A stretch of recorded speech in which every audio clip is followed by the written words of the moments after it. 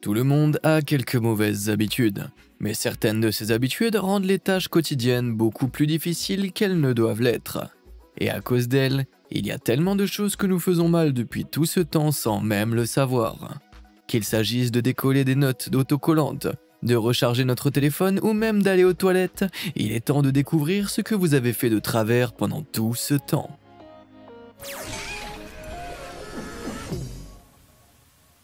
Les revers de la douche.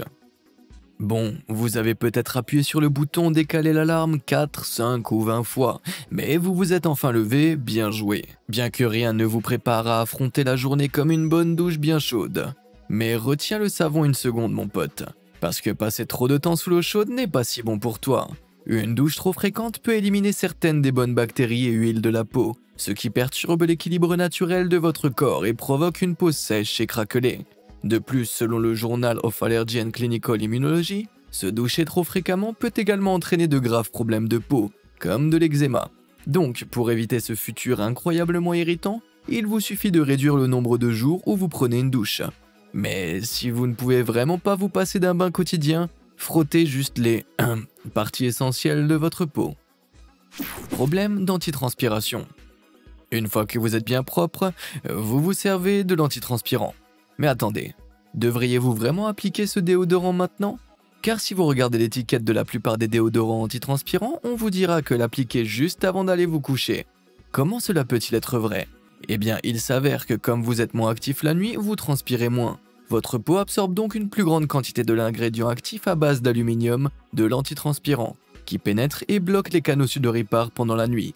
De plus, l'ingrédient actif dure généralement 24 heures, de sorte que son effet ne disparaît pas du jour au lendemain. On dirait que vous n'aurez plus jamais à transpirer pour ce problème. Aubaine de banane.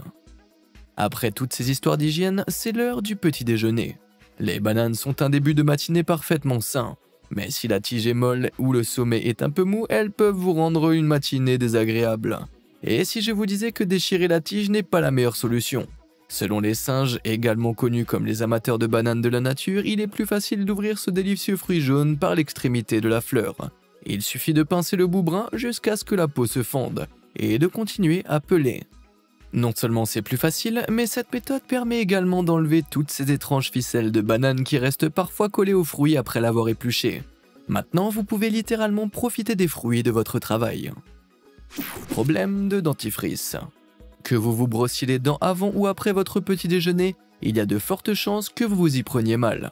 Au fil des ans, les publicités ont donné l'impression que vous deviez presser de longues couches de dentifrice sur votre brosse à dents pour éloigner les caries. Mais ce n'est pas vrai. Les publicités utilisent ces longs rubans de pâte pour rendre leurs produits un peu plus attrayants et vous inciter à utiliser davantage de dentifrice. Mais en réalité, une seule goutte de la taille d'un petit pois suffit pour que vos dents aient l'air et sentent parfaitement propres. Je ne sais pas ce qu'il en est pour vous, mais à ce stade, je ne sais même pas si je respire correctement. La seule chose que je sais que tout le monde peut faire correctement est de cliquer sur les boutons j'aime et s'abonner ci-dessous. Maintenant, découvrons ce que vous faites de travers chaque jour. Faute de pliage. Tout nourri et frais, il est temps de faire quelques tâches ménagères. Tout d'abord, ranger le linge. Même si c'est une tâche simple, on a l'impression que ça prend une éternité. Le fait de froisser les choses et de les entasser dans les tiroirs laisse des plis à tous les mauvais endroits. Mais essayez de faire en sorte que votre placard ressemble à la vitrine d'un grand magasin est bien trop compliqué. Ou pas? Il s'avère qu'il ne faut que 3 secondes pour plier une chemise comme ceci.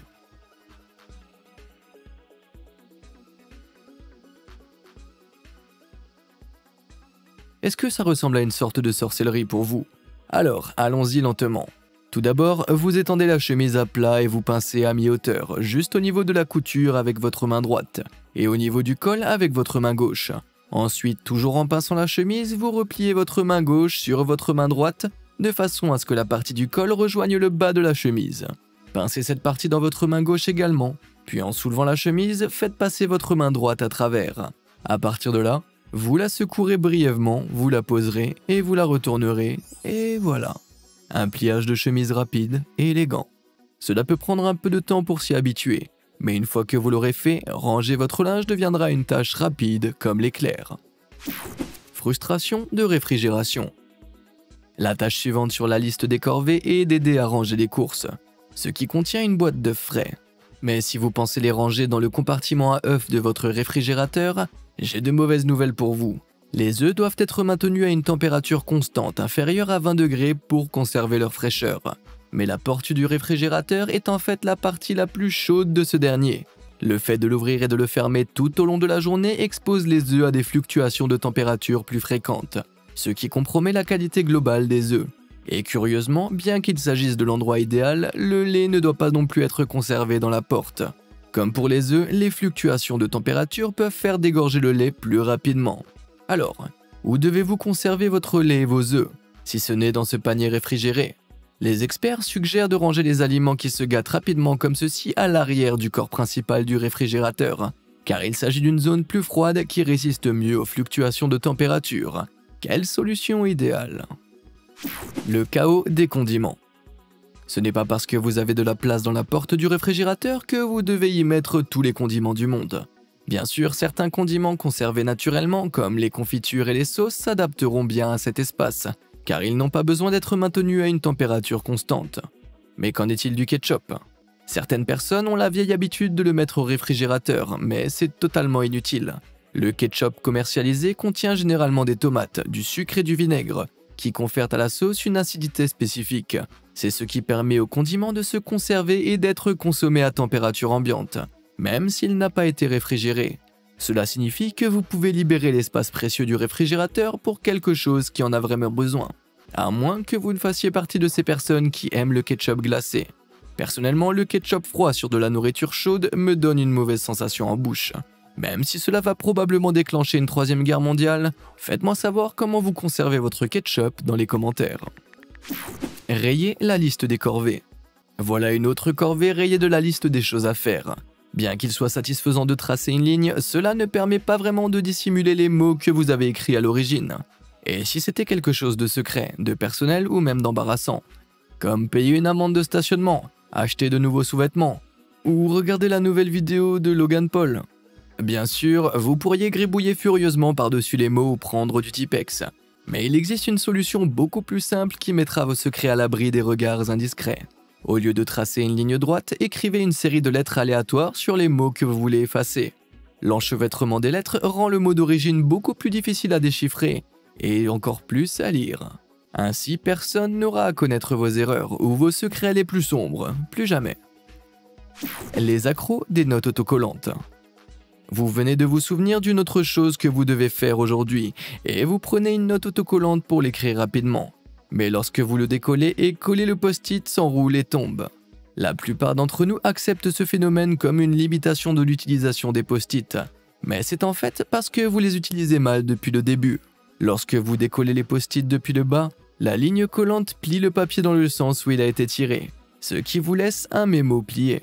Mais si vous décollez le post-it par le côté, ou si vous le tirez directement vers le bas, les notes restent plates. Enfin, vous pouvez dire adieu aux mémos manquants et aux notes perdues au fond de votre bureau. Problème de barrettes de cheveux. Si vous avez des cheveux longs et brossés, vous avez probablement utilisé une ou deux barrettes de cheveux pour éviter que les mèches ne s'égarent dans vos yeux tout en accomplissant toutes ces tâches. Mais beaucoup d'entre vous trouvent que ces petites pinces à cheveux glissent presque aussi vite que vous les avez mises. Quel est le problème?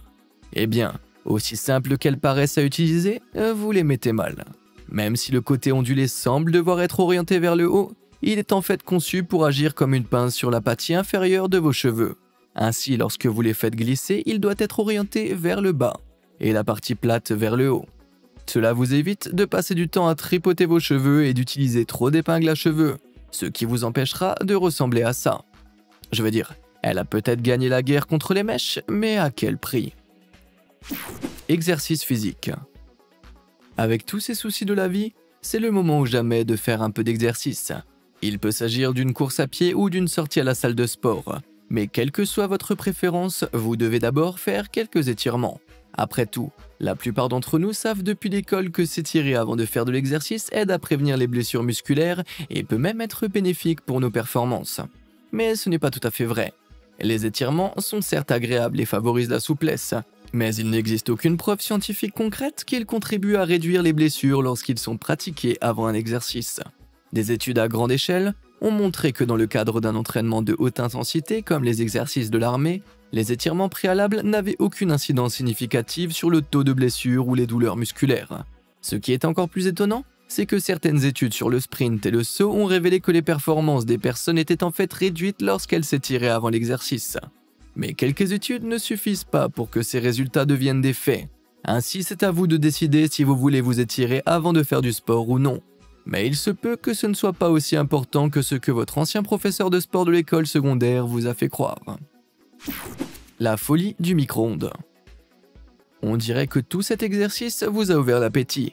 Alors il est temps de réchauffer des restes pour le déjeuner. Après avoir passé votre repas au micro-ondes pendant quelques minutes, vous le sortez pour constater que la nourriture sur le bord est brûlante, mais que le milieu est encore horriblement froid. En effet, le rayonnement produit par les micro-ondes ne se propage pas très loin, et selon la densité de votre repas, ces ondes ne pénètrent qu'une partie limitée de l'aliment. La plupart des gens résolvent ce problème en arrêtant et en remuant plusieurs fois leurs aliments. Mais bon, qui a vraiment le temps de faire ça? Netflix ne se regarde pas tout seul. Ce que vous devriez faire pour réchauffer vos restes de manière uniforme et rapide, c'est de faire un trou au milieu de vos aliments de manière à former un anneau. De cette façon, tout est sur les bords et cuit rapidement sans laisser aucun centre glacé. Et si c'est dans un bol, il suffit de creuser un petit trou au milieu pour obtenir un repas uniformément chauffé à chaque fois. Les restes n'ont jamais été aussi bons. Ventilateur de plafond saisonnier. Il fait un peu froid dehors, alors vous vous tournez vers votre fidèle radiateur domestique pour réchauffer l'endroit. Mais avez-vous déjà pensé à utiliser votre vieux ventilateur de plafond pour aider à chauffer votre maison? Cela semble un peu bizarre après tout. Vous n'utilisez vraiment le courant d'air de ces ventilations que pour vous rafraîchir en été. Et pourtant, ils ont aussi une fonction hivernale peu connue. En général, les ventilateurs de plafond fonctionnent dans le sens inverse des aiguilles d'une montre en été, de sorte que l'angle des pales pousse l'air vers le bas, vers vous. Cela crée un effet de refroidissement éolien sur votre peau et vous donne une sensation de fraîcheur. Mais en hiver, en inversant le sens de rotation du ventilateur et en réduisant sa vitesse, vous aspirez l'air frais et poussez vers le bas l'air chaud qui s'est élevé dans la pièce. Ce petit changement peut vous permettre d'économiser jusqu'à 15% sur vos factures de chauffage et de vous sentir bien au chaud, à l'intérieur comme à l'extérieur. Balai chapeau. Vous devez maintenant faire quelques courses, mais comme il fait froid dehors, vous devriez probablement porter un chapeau. Après tout, votre mère et vos professeurs vous ont toujours dit que vous perdez la plupart de votre chaleur corporelle par la tête. Mais si vous essayez de garder tout votre corps au chaud uniquement en vous équipant de chapeaux douillets, vous faites une erreur. Désolé maman, mais selon le British Medical Journal, une personne ne perd que 7 à 10% de sa chaleur corporelle par la tête. Ce mythe provient probablement d'une vieille étude militaire des années 70 qui affirmait que 45% de la chaleur corporelle s'échappait par le haut de votre melon non couvert. Malheureusement, la méthode scientifique n'était pas très bonne à l'époque, car les sujets testés portaient des combinaisons arctiques complètes et n'avaient que la tête exposée au froid. Depuis, la science est revenue à la raison et a affirmé que l'exposition au froid de n'importe quelle partie de votre corps réduisait proportionnellement votre température corporelle centrale. Vous devez donc vous concentrer sur une solution de réchauffement de tout le corps, et pas seulement de la tête. But de l'économiseur de pizza. La journée a été plutôt bonne, vous avez invité quelques amis et commandé une pizza, mais lorsque vous ouvrez la boîte de fromage et de pâtes, vous trouvez un de ces étranges petits gadgets en plastique blanc perché au milieu de votre tarte. Il peut ressembler à une petite table, mais ce gadget appelé économiseur de pizza empêche le haut de la boîte d'être écrasé dans la nourriture. C'est une invention ingénieuse, mais comme elle n'est pas comestible, beaucoup de gens la jettent à la poubelle avant de s'attaquer à la pizza.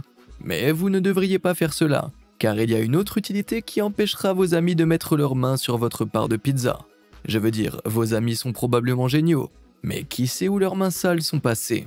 Heureusement, en enfonçant les dents de l'économiseur de pizza dans une seule tranche, celle-ci reste en place tandis que les tranches adjacentes peuvent être arrachées, les laissant totalement intactes. C'est la solution idéale pour sauver la pizza de tout le monde, à condition d'avoir des amis. Verre à vin encombrant. Si vous vous sentez chic, alors il est temps d'ouvrir une bouteille de vin pour la servir avec cette pizza bien grasse. Quelle association classique! Après l'avoir versé dans vos verres à vin, vous pourriez être tenté de tenir ce bébé rempli d'alcool par le bulbe. Aussi sophistiqué que cela puisse paraître, vous ne devriez pas le tenir de cette façon, lorsque vous voulez boire une gorgée. Au contraire, vos doigts doivent rester fermement sur la tige. En effet, 80 à 90% de ce que nous percevons comme un goût est en fait notre odorat. Vous ne me croyez pas? Repensez à la dernière fois où vous avez eu un mauvais rhume ou le nez bouché, et rappelez-vous à quel point votre nourriture était fade et sans saveur. Ainsi, pour mieux apprécier le goût des vins de luxe et des vins chers, des verres ont été conçus avec une longue tige afin que votre main reste éloignée de votre nez. Cela évite que l'odeur de vos doigts n'interfère avec les saveurs du vin. Mais dans ce cas, vu que vous buvez ce vin avec une pizza bien grasse, je ne pense pas que cela fasse une grande différence. Apprentissage à la propreté. Malheureusement, tout ce vin vous a rendu désespérément désireux de visiter le trône de porcelaine. Ne vous méprenez pas, être capable de se lever, de dézipper et de se soulager rapidement est l'un des nombreux privilèges de l'humanité. Mais ce n'est pas toujours la meilleure façon de faire ses besoins. En fait, la position assise permet aux hommes de vider une plus grande partie de leur vessie que s'ils étaient debout. En effet, vous pouvez utiliser vos muscles abdominaux pour faire sortir chaque goutte, ce qui réduit les pauses toilettes. En plus de cela, vous aiderez à résoudre l'éternel problème de la trajectoire masculine. Pour le plus grand plaisir des dames de votre entourage, j'en suis sûr. Cependant, vous ne devriez pas ajuster votre position uniquement pour les numéros 1, mais aussi pour les numéros 2. S'asseoir sur les toilettes est une pratique qui existe depuis l'époque de l'Égypte ancienne, il y a plus de 5000 ans. Mais c'est un gros problème. Le problème de cette position assise est qu'il maintient une courbure dans votre intestin inférieur, causée par le muscle préservant la continence, le puborectal. Cela vous oblige à redoubler d'efforts pour expulser le fesse de votre côlon, ce qui risque de favoriser le développement d'affections douloureuses comme les hémorroïdes et les maladies du côlon. Alors comment faire exactement pour se soulager sans se faire mal? La réponse se trouve dans un simple squat. Le fait de soulever les genoux jusqu'à la poitrine à environ 35 degrés du corps détend le muscle puborectal et redresse le côlon, ce qui vous donne une voie directe pour votre vidange. Bien que cette position rende les choses beaucoup plus faciles pour vos fesses, certaines personnes grimpent sur le siège des toilettes pour s'accroupir profondément dans la cuvette. Du moins, c'est ce qu'ils font si l'on en croit ces panneaux d'avertissement hilarants et dérangeants provenant du monde entier. Le problème de la recharge du téléphone. En revenant des toilettes, vous entendez le son trop familier de l'avertissement de batterie faible de votre téléphone. Vous venez de le recharger il y a quelques heures. S'il est bien connu que les batteries de smartphone n'ont pas la meilleure durée de vie possible, c'est aussi en partie notre faute en raison de la façon dont nous les chargeons. Selon les génies de la société des batteries Cadex, les batteries lithium-ion comme celles de votre téléphone sont soumises à un stress. Et tout comme pour un être humain, un stress prolongé peut endommager la durée de vie de la batterie. Lorsque votre téléphone est presque vide, il consomme un courant constant et fonctionne à une tension plus faible. Des tensions plus faibles sont vraiment bénéfiques pour la durée de vie d'une batterie, car elle la maintient dans un état de faible stress, ce qui augmente en fin de compte le nombre de fois où la batterie peut être rechargée. Mais laisser votre téléphone en charge alors que sa batterie est déjà pleine provoque l'effet inverse. Lorsqu'une batterie atteint 100%, elle se recharge au compte-gouttes, pour maintenir sa puissance à 100% pendant qu'elle est branchée. Cette charge à haute tension maintient la batterie dans un état de stress élevé, qui use progressivement sa composition chimique et peut entraîner des dysfonctionnements et des redémarrages à l'échelle du système. En d'autres termes, charger l'appareil pendant la nuit ou le laisser se charger à l'arrêt est une très mauvaise idée. Alors comment devez-vous charger votre téléphone? Selon les experts, vous devriez essayer de faire des recharges courtes et régulières lorsque votre batterie se situe entre 30 et 80%. Bien que vous ne puissiez pas empêcher votre batterie de s'épuiser, grâce à ce que vous savez maintenant, vous devriez être en mesure de retarder son destin inévitable juste un peu plus longtemps. Problème de sommeil. Après tout cela, il est temps de dire au revoir à vos copains et de vous coucher. Bien qu'il n'y ait pas de meilleure sensation sur Terre que de se plonger sous une couette en peluche, la position dans laquelle vous dormez peut vous laisser un sentiment d'épuisement et de douleur. Aussi confortable qu'elle puisse être, la position sur le ventre est en fait très mauvaise pour le dos. La position couchée sur le ventre exerce une pression disproportionnée sur votre colonne vertébrale, et à moins que vous n'ayez trouvé un moyen de respirer à travers l'oreiller, le fait de tourner la tête désaxe votre colonne vertébrale et votre tête, ce qui peut être une douleur dans le cou littéralement. Mais si vous ne pouvez vraiment pas vous empêcher de dormir sur le ventre, placez un oreiller sous vos hanches pour rétablir la courbe naturelle de votre dos et soulager toute cette pression. De plus, c'est une bonne excuse pour remplir votre lit d'autres oreillers super confortables. Mais il n'y a pas que les personnes qui dorment sur le ventre qui doivent se méfier. Je vous vois, vous qui dormez sur le côté. Vous pensez peut-être que le côté sur lequel vous dormez n'a pas d'importance, mais vos organes disent le contraire. En effet, la position naturelle de votre estomac se trouve sur le côté gauche de votre corps. Donc si vous dormez sur le côté droit, votre repas est digéré contre la gravité, ce qui entrave sa décomposition et peut même provoquer de bonnes vieilles brûlures d'estomac de minuit. En gardant cela à l'esprit, vous devriez vous retourner et vous allonger sur le côté gauche pour avoir une nuit de sommeil plus réparatrice. Quelle est ma position préférée, me direz-vous? Un gentleman garde ses choses pour lui. Nous réclamons tous de la crème glacée. Il est peut-être tard, mais il n'est jamais trop tard pour un petit encas de minuit. Et vous venez de vous rappeler que vous avez une boîte de crème glacée dans votre congélateur, jackpot. Quand vous l'avez récupérée hier au magasin, elle était molle et délicieuse. Mais maintenant, moins de 24 heures plus tard, elle est sortie du congélateur solide comme un roc. Malheureusement, cela est dû au fait qu'une fois que le joint hermétique de la glace est ouvert, la vapeur d'eau contenue dans l'air ambiant commence à geler et à former des cristaux de glace durs dans le mélange. Et plus la glace est exposée à l'air dans le congélateur, plus il est difficile de l'extraire. Alors que la plupart des gens essayent d'en extraire des morceaux comme des hommes des cavernes obsédés par le sucre, il existe en fait un moyen d'empêcher cela. Il suffit d'aplatir une couche de papier ciré ou de film plastique sur la surface de la crème glacée avant de remettre le couvercle en place, ou de placer le carton entier dans un sac plastique hermétique. Vous éviterez ainsi que l'air ne pénètre dans la glace et celle-ci restera souple et prête à être consommée dès que votre envie de sucre se fera ressentir. Eh bien, il s'avère que je fais tout de travers depuis toujours, l'histoire de ma vie. Mais lequel de ces gestes quotidiens avez-vous découvert que vous faisiez mal depuis toujours? Dites-le moi dans les commentaires ci-dessous et merci de nous avoir suivis.